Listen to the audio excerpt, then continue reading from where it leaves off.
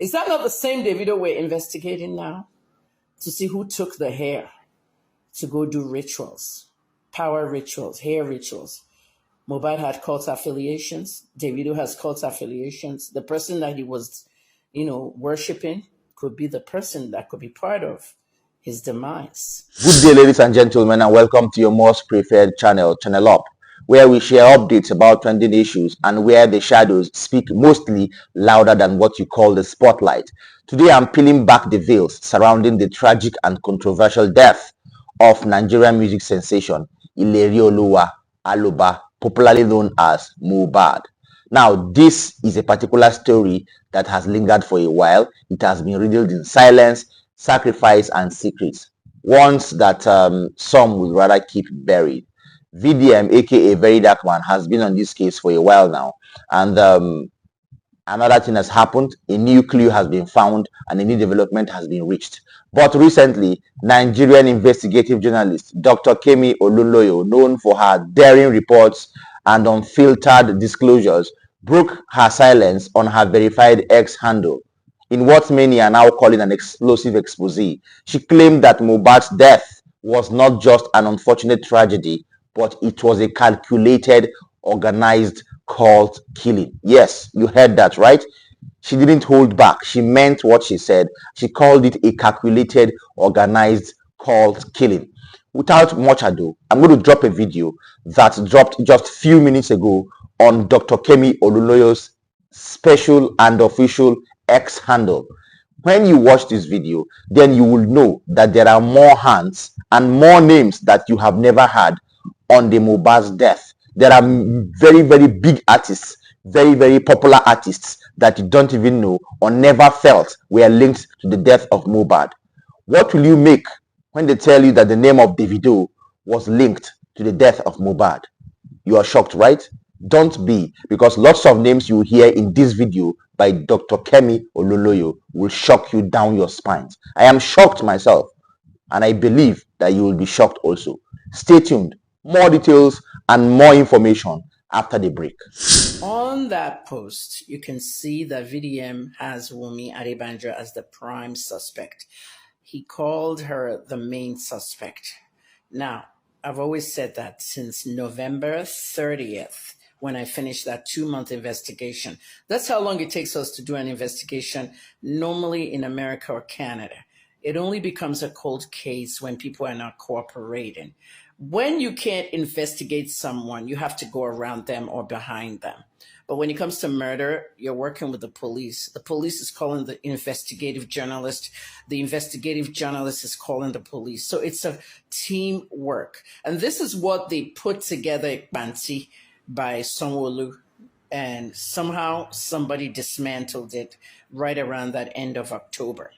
What VDM is saying is 100% correct, except one part that he's not aware of. Have you noticed that some of the stuff he's investigating, I've already done them? Have you noticed that some of the things that I haven't done, he has them, like those chats on WhatsApp?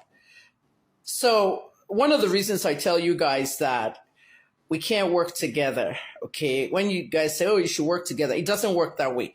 It becomes some kind of compromised investigation, because there's things that he may not want me to see, and there are things that I may not want him to see. So what happens is the only person an investigative journalist can work with is the police. But the police also is careful because of compromising the investigation. Remember the Canadian case I told you about, the boy that shot his 2 friends? Now, this is why me and VDM both have to talk to police, but they're not listening to us. When those posts were made, from the moment Mohbad died, okay, oh, I miss him, I did this. Remember what VDM said about emojis? If you're the one that is really hurting, you rarely use emojis. Guys, I've told you my story over and over. 20 men sexually assaulted me at 13 in a riot. Every time I write that story, Kemi Talks Live, do you see me using emojis? Like, as deeply hurt as I am and talk about my father, do you see any heartbreak or any kind of emojis or sadness or things? I don't, because it's part of the psychological mind. I just came out of the hospital 4 months yesterday. Okay, I was getting a lot of outpatient and inpatient psychotherapy for PTSD. There are things you need to know, even if you're not someone with PTSD. PTSD is not a mental illness. It's a mental disorder because trauma, post-traumatic stress disorder, trauma is a human experience. So the human experience with Wumi here was not shown in those posts. And that's always there when you start investigating murder suspects. And if you really look at it, the one thing that VDM didn't know, that I know, is that Iyabo was the one posting for her. In the first 72 hours and those posts you saw, the CYY Instagram story, it was Iyabo Ojo posting. And when Iyabo Ojo was doing the posts, somehow they misfired at one point. I'll tell you when it is, because I'm going to pull up everything I have now. See, I'm giving you this book free, because all this stuff was not for you, it was for my book. I will get those screenshots now. At one point when she was talking about how, oh, you're going to leave me now, Mohbad this, Mohbad that, she now sent a DM to Just Lover. And in that DM, okay, to Just Lover, somebody had that DM and the person accidentally leaked it to me. It was in my old Instagram account, okay, that I don't have that account anymore, but I screenshot it. So now I'm going to go in my Google server and my iCloud to go look for it. It's there. That DM said, and that Kemi Olunloyo, who's keep writing about me, see, at one point, Iyabo quote, and she took over the handle. So this was her. Okay, what we did was, my boy in America, YP, all right, he works for me sometimes as an admin on my pages, on my Facebook and stuff like that. He's a tech person, and he can find out who wrote who at where. In fact, he was one of the people that helped me with the Biyomi case to find out that this news tip that the police said I wrote about Biyomi actually came from Iyabo's phone, Pinky's group, which Truecaller also helped us to see what the phone number was. You don't know how tech works. When the embassy is telling you you must show all your social media, including your fake accounts, they already know you. They know you opened that fake account. You need to know the relationship with IPs, phones, and all. So according to YP, okay, my American tech boy, Iyabo Ojo was the one that was posting on that Instagram story through an IP of her phone. When we got the IP, the phone number was tracked through Truecaller. You have to be careful what you're doing with your phone.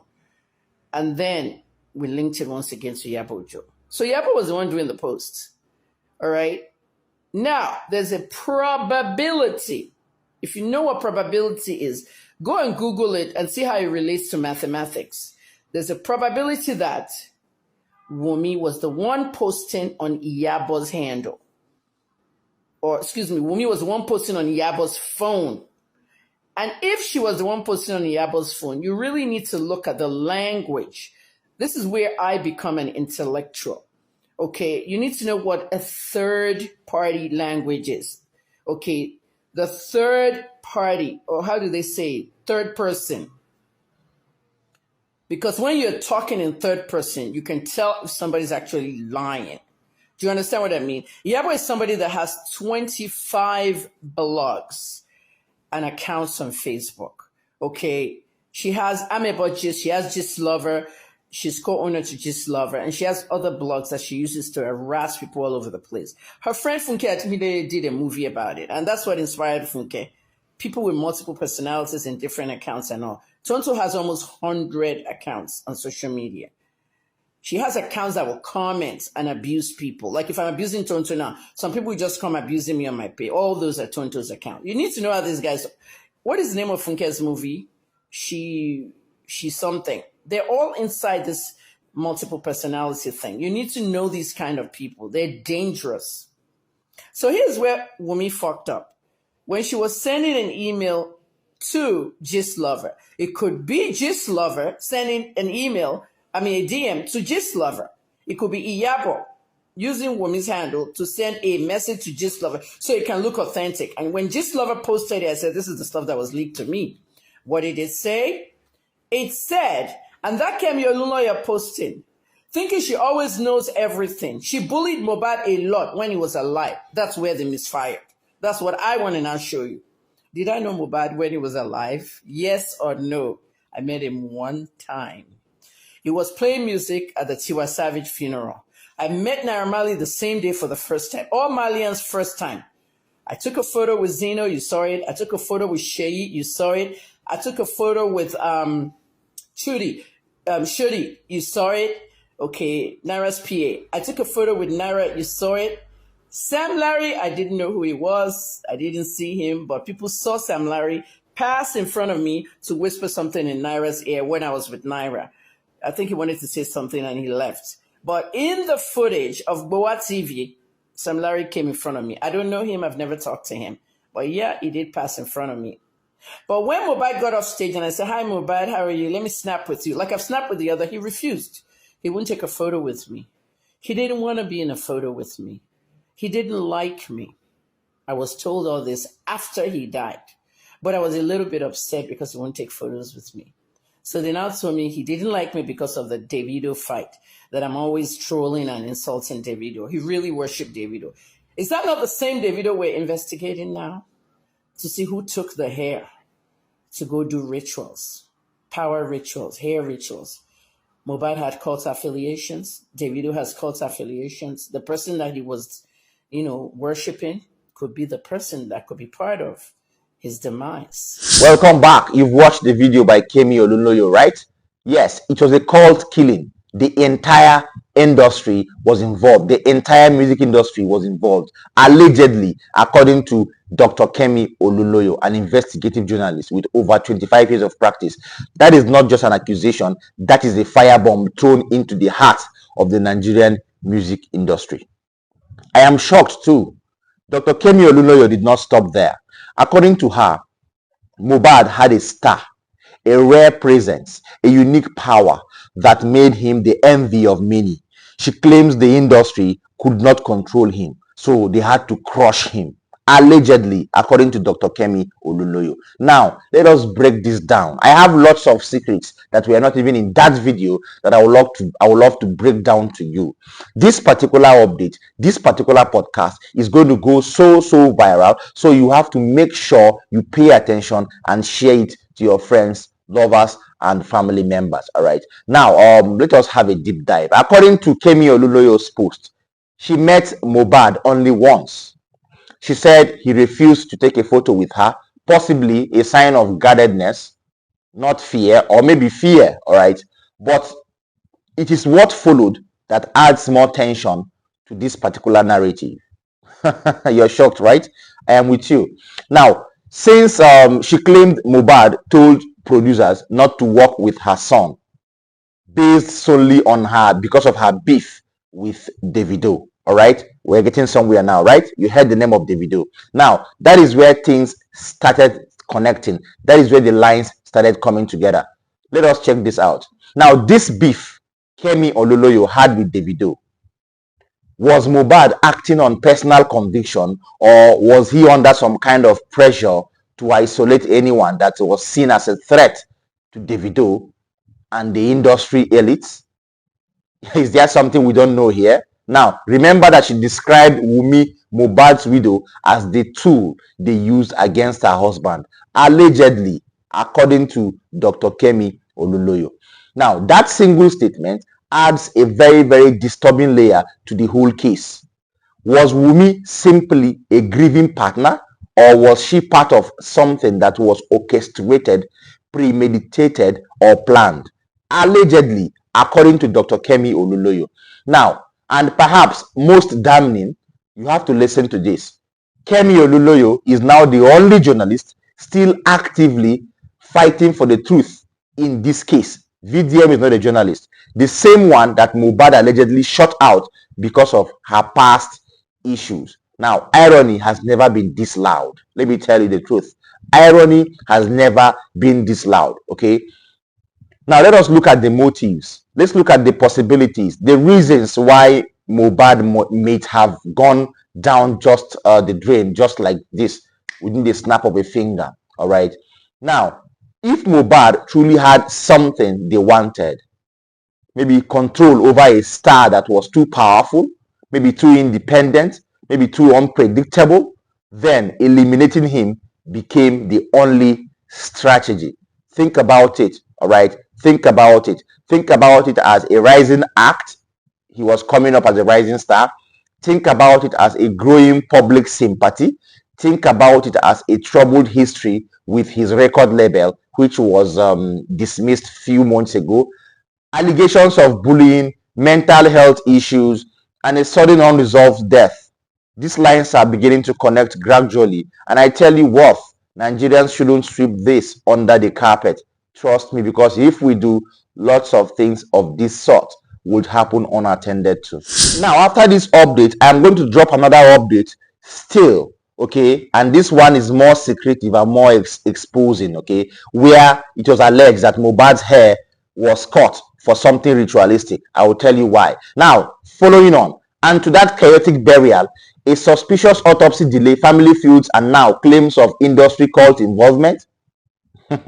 This doesn't take a conspiracy theorist to know that something is not right about the death of this boy, okay? And if Dr. Kemi Olunloyo is to be believed, that means Mohbad's death was not the end of a career. It was the execution of a plan.